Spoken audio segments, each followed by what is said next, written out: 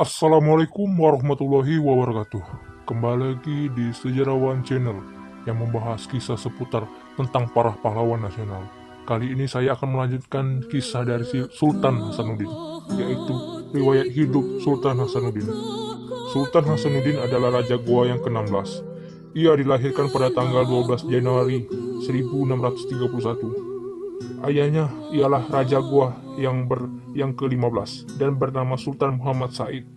Ibunya bernama Isabe, berasal dari Laikang, salah satu daerah kerajaan Goa. Hasanuddin mempunyai 6 orang saudara, 2 laki-laki dan 4 perempuan. Hasanuddin adalah anak yang kedua. Semasa kecil, Hasanuddin diberi nama Imala Basi oleh orang tuanya. Waktu itu ayahnya belum menjadi Raja Goa. Baru sesudah Imalam Basi berumur 8 tahun, ayahnya diangkat menjadi Raja Goa. Masa kanak-kanak ialah Malam Basi adalah masa yang paling bahagia dalam kehidupannya. Ia seorang anak dari seorang raja yang kuat dan berkuasa. Pada usia 8 tahun, Imalam Basi memulai belajar membaca Al-Quran. Setelah mulai mengaji, namanya ditukar menjadi Muhammad Bakir. Ia dengan tekun mengikuti pelajaran agama. Muhammad Bakir mempunyai otak yang cerdas, kemauan yang keras, dan pantang menyerah. Walaupun seorang anak raja, Muhammad Bakir tidak sombong dalam pergaulan. Pada waktu itu, pendidikan untuk anak-anak raja dan bangsawan dipisahkan dari rakyat biasa. Walaupun mendapat pendidikan yang terpisah, Muhammad Bakir tetap bergaul dengan teman-temannya. Ia senang bergaul dengan anak-anak rakyat biasa. Ia sangat marah apabila ada anak bangsawan yang sombong terhadap rakyat. Di samping pendidikan agama, pengetahuan umum juga diberikan kepada Muhammad Bakir. Ia diajarkan beretika, yaitu bersikap dan bertindak sebagai seorang anak raja. Menurut ajaran Islam, seorang raja atau pemimpin itu harus dekat dengan rakyat. Mereka harus mengetahui kehidupan rakyat dan berusaha meringankan beban pemerintahnya. Ajaran agama sangat meresap di dalam diri Muhammad Bakir. Dalam pergaulan sehari-hari, Muhammad Bakir termasuk anak yang berani. Bukan karena ia adalah anak seorang raja, tetapi sifat pemberani sudah merupakan wataknya. Ia selalu tampil membela kebenaran. Kalau ada teman-temannya yang bertindak semena-mena, Muhammad Bakir akan menghadapinya. Walaupun seorang anak yang berani, ia sangat menaruh belas kasihan kepada anak yang lemah. Ia selalu melindungi kawan-kawan yang lemah dalam pergaulan. Keberanian Muhammad Bakir ditunjukkan untuk membela kebenaran. Dalam pergaulan di lingkungan istana, Muhammad Bakir juga menunjukkan kecakapannya. Ia hormat kepada kedua orang tuanya, baik sebagai orang tua maupun sebagai raja dan permaisuri. Terhadap keluarga istana seperti menteri dan pembesar istana lainnya, Muhammad Bakir selalu menaruh hormat. Orang tua harus dihormati, yang besar disayangi dan yang kecil dikasihi. Demikianlah menurut ajaran agama yang dipatuhi dan dituruti oleh Muhammad Bakir. Setelah mencapai umur 15 tahun, Muhammad Bakir tumbuh menjadi seorang pemuda yang gagah dan perkasa. Badannya yang kuat, perawakannya tinggi besar, suara lantang, dan jalannya gagah seperti orang panglima perang. Orang tuanya kagum atas pertumbuhan anaknya. Jiwa pemimpin sudah mulai kelihatan pada dirinya. Otaknya cerdas dan parasnya cakap. Ia mempunyai wibawa yang besar dan juga rasa kemanusiaan yang luhur. Banyak gadis yang menaruh hati kepada Muhammad Bakir. Banyak gadis bangsawan yang bersedia menampingi sebagai calon permaisuri kerajaan Goa. Muhammad Bakir sendiri sebagai seorang pemuda yang baru meningkat dewasa juga menaruh hati terhadap gadis-gadis ini. Akan tetapi sebagai calon raja, ia tidak dapat memutuskan sendiri pilihannya. Istri atau permaisurinya harus disetujui oleh orang tuanya dan rakyat Goa sendiri. Jadi dalam memilih jodoh, ia sangat berhati-hati. Muhammad Bakir harus menjaga martabatnya sebagai seorang anak raja. Ia tidak dapat bersikap bebas seperti anak muda zaman sekarang. Walaupun keinginan ada, ia harus menahan atau mengendalikannya. Sebagai seorang pemuda, Muhammad Bakir tidak hanya tinggal diam di istana.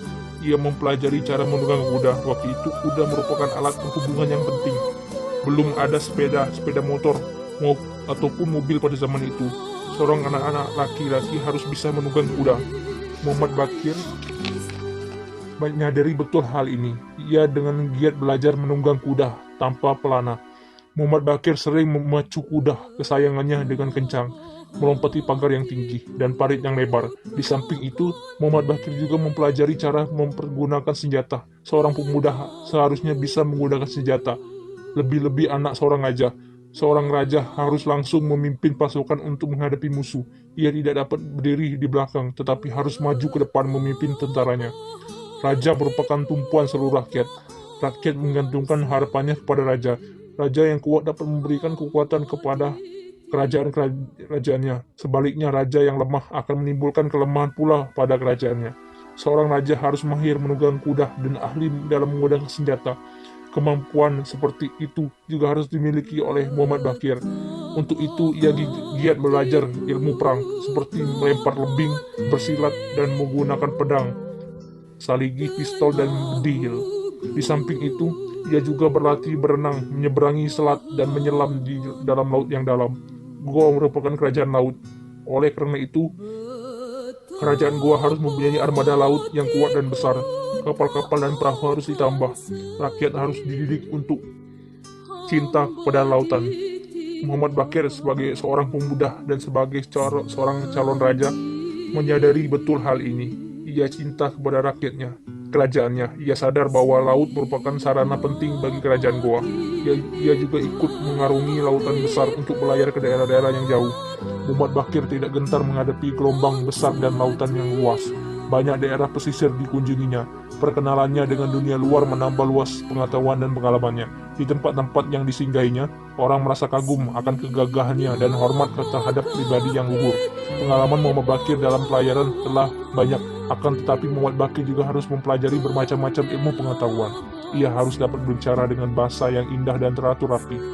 Ia harus mengenal undang-undang dan hukum negara. Muhammad Baqir mengenal isi kitab undang-undang lama tentang perdagangan dan perkapalan di armada Gapah. Ia juga belajar sejarah bangsanya dan silsilah leluhurnya. Membaca Al-Quran dan ilmu agama Islam ia kuasai dengan baik. Setelah berumur 20 tahun, Muhammad Baqir diikutkan oleh ayahnya dalam soal-soal negara. Ayahnya telah menetapkan bahwa Muhammad Baqirlah nanti yang akan menggantikannya sebagai raja. Ia mulai dipersiapkan untuk memangku jabatan itu. Muhammad Baqir diangkat oleh ayahnya sebagai duta keliling. Beliau berkata, "Anakku, kau harus membina persahabatan dengan kerajaan-kerajaan lain. Negara-negara yang sealiran harus kau anggap sebagai sahabat dan anggota keluarga. Dalam menghadapi musuh, hendaknya kita bersatu di Nusantara ini." Sebagai duta keliling, Muhammad Baqir menjalankan tugas-tugasnya dengan baik. Antara kerajaan Goa dan daerah-daerah lain terjadi hubungan yang erat, terutama dalam perdagangan. Muhammad Baqir juga menunjukkan bakatnya dalam usaha hubungan antar negara. Kerajaan Goa semakin dikenal. Hubungan dengan kerajaan-kerajaan lain makin baik. Misalnya dengan Banten. Banten juga merupakan kerajaan laut seperti Goa. Selain itu, Banten juga merupakan pusat penyebaran agama Islam. Terdapat banyak kesamaan antara Goa dan Banten. Hubungan dagang dengan luar negeri juga makin ditingkatkan. Hasil perdagangan itu digunakan untuk membangun kapal, pelabuhan, dan kota-kota. Rakyat dalam negara itu pun rajin berusaha dan berhemat agar dapat membangun. Pertanian harus dipergiat. Di samping itu, usaha perkebunan, perikanan, dan kerajinan pertambangan dan perdagangan diatur sebaiknya sebagai upaya memajukan dan memakmurkan rakyat. Sebagai seorang calon pemimpin, Muhammad Baqir betul-betul dipersiapkan baik dalam soal dunia maupun soal akhirat. Pada tahun 1653, Sultan Muhammad Said wafat. Kerajaan Goa tengah berada dalam puncak kejayaannya. Muhammad Baqir pada waktu itu berumur 22 tahun. Usianya masih muda, tetapi pengetahuannya sangat luas. Sebelum Sultan Said wafat, beliau telah mengamanatkan agar digantikan oleh Muhammad Baqir. Sebenarnya Muhammad Baqir bukanlah putra mahkota. Menurut adat kebiasaan, ia tidak berhak menduduki tahta kerajaan karena lahir sebelum ayahnya menjadi raja. Walaupun begitu, putra mahkota yang sebenarnya bersedia menyerahkan tahta kepada Muhammad Baqir. Begitupun putra-putra Sultan Muhammad Said lainnya, beserta permaisuri dan keluarga bangsawan menyetujui pengangkatan itu. Apalagi ada amanat dari Sultan Muhammad Said sendiri. Seperti pepatah mengatakan, besi baik dirigiti. Artinya sesuatu yang baik itu disokong dengan alasan yang baik pula. Pada tahun 1653, Muhammad Baqir naik tahta kerajaan Goa sebagai raja yang ke-16 dengan gelar Sultan Hasanuddin. Penobatan ini mendapat sambutan yang meriah dari kalangan istana dan rakyat. Mereka menyambut penobatan rajanya dengan perasaan bangga Penobatan itu diramaikan dengan ucapan hikmat dan gembira. Pada kesempatan itu dimunculkan kesenian rakyat dari seluruh kerajaan. Rakyat mencintai rajanya. Mereka berdiri di belakang raja, baik dalam masa senang maupun dalam masa susah. Rakyat berduyun-duyun mendatangi ibu kota Sombaupu. Selama penobatan itu, ibu kota penuh keramaian dan kegembiraan. Upacara penobatan itu sendiri dihadiri oleh duta-duta negara, sahabat, dan orang-orang terkemuka dari seluruh negeri. Dalam upacara penobatan itu juga dilangsungkan pernikahan antara Sultan Hasanuddin dan Putri Raja Talu. Perkawinan ini memperkuat kedudukan Hasanuddin sebagai Sultan Goa. Di antara tamu-tamu yang hadir terdapat wakil dari Gubernur Spanyol di Manila, wakil dari Raja Muda Portugis di Goa, India, dan wakil dari Kerajaan Saudi Arabia. Hampir seluruh kerajaan yang ada di Indonesia mengirimkan wakil mereka. Yang tidak kelihatan hadir adalah wakil dari Kompeni Belanda. Belanda tidak senang kerajaan Goa menjadi kuat karena menjadi saingan mereka di Indonesia bagian timur. Kerajaan Goa merupakan penghalang bagi perdagangan Belanda. Antara Goa dan Kompeni telah lama timbul perselisihan. Bahkan sudah sering terjadi tembak-menembak di antara kapal-kapal kedua belah pihak.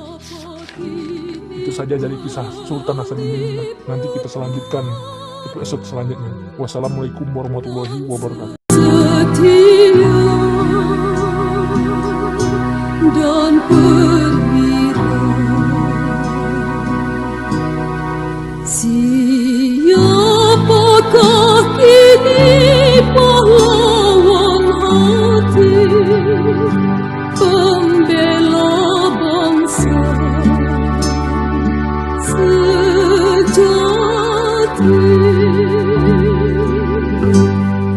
Telah gugur pahlawanku, tunai sudah janji hati.